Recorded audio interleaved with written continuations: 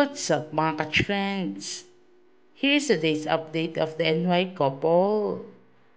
Today, on Rosa's activity, Rosa Spearban uploaded her beautiful photo with Kimberly Ann.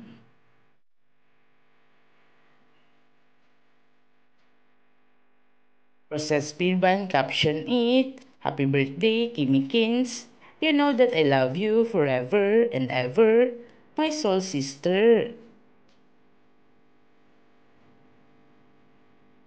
Kimberly Ann commented the post and said, "Thank you, Bubs. I love you forever and ever."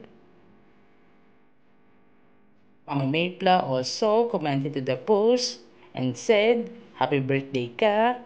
Wish you happiness, healthy, and good health. May your wishes come true. We love you."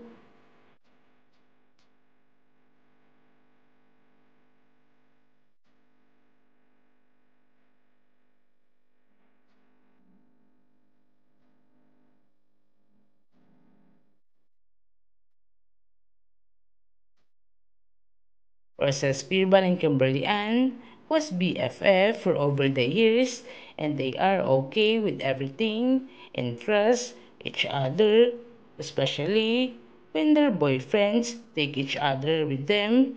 When Urasaya was with Mark Prin and Kimberly Ann was with Nadek.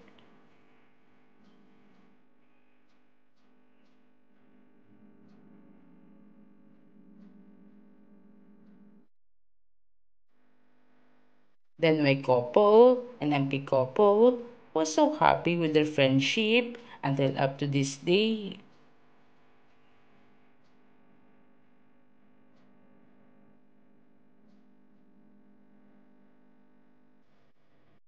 I wonder how blessed they are since they're supporting each other's company, whether it's inside or outside.